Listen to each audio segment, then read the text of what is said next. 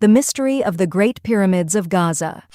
The Great Pyramid of Giza, built 4,500 years ago in Egypt, remains the tallest structure in the world at 147 meters. Built using heavy stones and weighing 6 million tons, it is the tallest structure in the world, surpassing the Burj Khalifa, which weighs 500,000 tons. The construction method remains a mystery. Despite lacking modern technology and wheels, ancient people built a monument that stood for over 4,500 years, enduring harsh weather conditions. This unique and massive structure stands as the oldest and largest surviving monument in history, showcasing the resilience of human efforts in the face of adversity. Come, let's understand the mystery of the pyramids in this video. The Great Pyramid, built around 2500 BC, is the tallest structure on Earth and the tallest for over 3,500 years. It is believed to be built as gargantuan tombs of white limestone designed to hide the dark secrets of the dead. It is estimated to have been built by Pharaoh Khufu in 2560 BC, one of the ancient Egyptian monarchs. Pharaoh Khufu, the second pharaoh of the 4th dynasty of Egypt's Old Kingdom, is largely unknown. Historians disagree on the length of his reign, with estimates ranging from 23 to more than 60 years. The pyramid on the Nile's West Bank is not the only one, as evidenced by images and films. You'd see 2 other pyramids built on the same site. The Pyramid of Giza, also known as the Pyramid of Khufu, is the tallest pyramid in Egypt. The second largest is the Pyramid of Khafre, built by Khufu's son Khafre. The third and smallest is the Pyramid of Menkaure, built by Khafre's son. These are the only monuments from the era, along with the Great Sphinx, burial tombs, and smaller pyramids. There are 118 pyramids varying in shape and size, with many eroded and few in good condition. The Great Pyramid of Giza is the most well-preserved, with its 3 pyramids being the most well-preserved. What was the reason for building these? Ancient Egyptians believed in the afterlife, where the soul travels to the underworld to be judged by the gods. Pharaohs who lived a life of goodness were immortal in the afterlife. To prepare for this, they commissioned tombs for themselves while burying food, treasures, jewelry, furniture, and clothes in the pyramids. After death, their bodies were mummified and sealed in a sarcophagus. This practice demonstrates the importance of preparing for the afterlife in ancient Egyptian culture. You might wonder how we are certain that this is why the pyramids were built.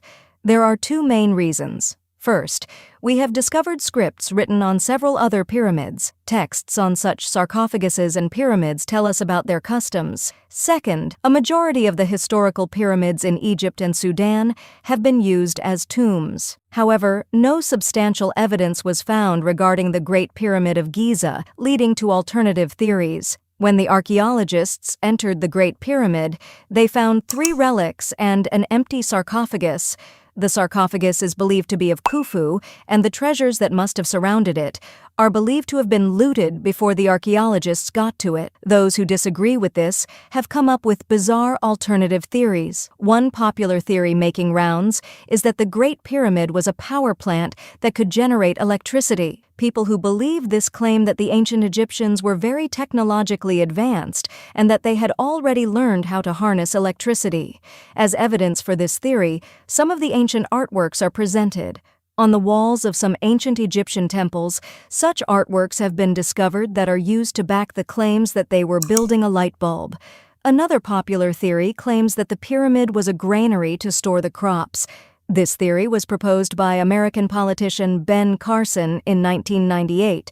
According to his personal theory, the pyramids were built by Jesus Christ's father. Anyway, today it is absolutely clear, with all the historians in agreement, that the Great Pyramid of Giza was built as a tomb. Back then, people believed that the grander a tomb, the more treasures and food in a tomb, the better would be the afterlife of the pharaoh. Now, we get to the biggest question.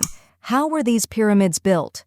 Honestly, this is the most mysterious aspect of the pyramids. How did the people build a 147-meter tall structure? Using these enormous rocks, weigh anywhere between 2.5 tons to 80 tons. Each stone is carved so meticulously and evenly when there were no standard tools for carving. How were the stones stacked on top of each other when people didn't even use wheels? The Great Pyramid of Giza was built in 20 years, and there are several theories surrounding its construction. One common misconception is that slave laborers were used to build the pyramids, as depicted in films. However, this is false. The people who built the pyramids were highly skilled laborers who were fed abundant food and lived in cities near the construction site. They were supported by various communities, including farmers, who would help with the construction in their free time. About 30,000 workers were involved in the construction, working 10 hours a day using materials such as limestone, granite, and mortar. Most of these materials were sourced from nearby areas, with most coming from southern Egypt. The tools were made of copper, and the harder granite rocks were broken with dolerite. They used unique methods, such as finding cracks and holes in the rocks,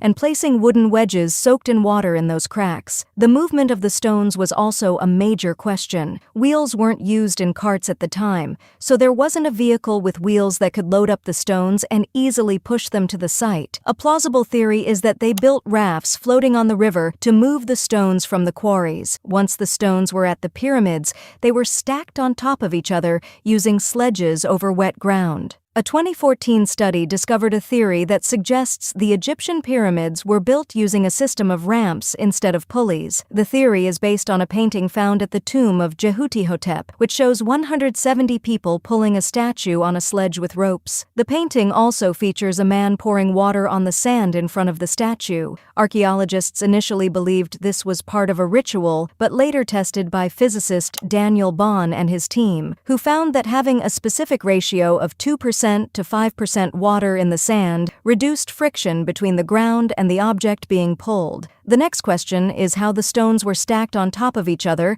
and lifted up without heavy machinery. Wheels, as we know them today, didn't exist in Egypt during the 4th dynasty. Instead, they built an efficient system of ramps. In 2015, a team of English and French archaeologists uncovered a 4,500-year-old wooden ramp in a quarry. Scholars suggest that a straight slope from the ground to the top was used to move the stones up the slope. To ensure the angle of the slope wasn't steep, a long slope was built. Another theory suggests using levers to stack the stones on top of each other. This would involve placing a higher middle point on a long pole with weight on the other side, making it easier to lift, turn, and place the stone as planned. Scholars suggest that a similar system, known as shaduf, existed in Egypt for millennia and used the same mechanism to draw water from the River Nile and irrigate their fields. However, construction time remains a mystery, as the Pyramid of Giza was completed within 20 years, despite the need for 20,000 people to transport each stone every 3 minutes, each day, all around the year. Both theories are reasonable but do not completely explain what happened.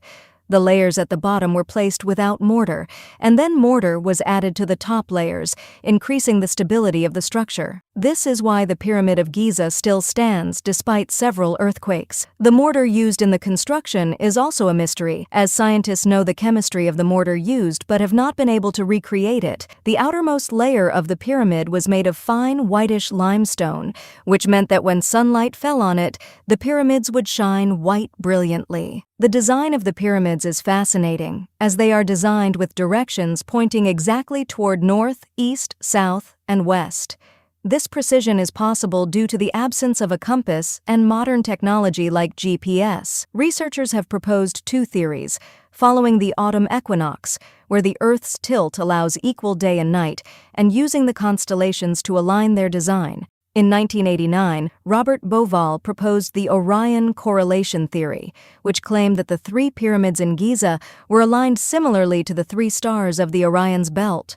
Bauval believed this alignment was intentional and that ancient Egyptians knew astronomy, tracking and studying the stars at night to harvest crops at specific times. However, historians believe this theory to be a fringe theory, as it is not mainstream and the pyramids were not planned or built at the same time. A 1999 study by astronomers tested this theory, finding that the pyramids did not align exactly with the Orion's belt. The constellation has moved over thousands of years, and the stars were not aligned in the same place as we see them now. This theory is a classic case where humans try to find patterns even in things that have none. Some people claim that the pyramids were built by aliens because they believe humans couldn't create them. In my opinion, such theories go against the principle of scientific thinking and should be acknowledged and laid out to allow the next generation of archaeologists and historians to research and discover the complete solution or explanation. Thanks for watching.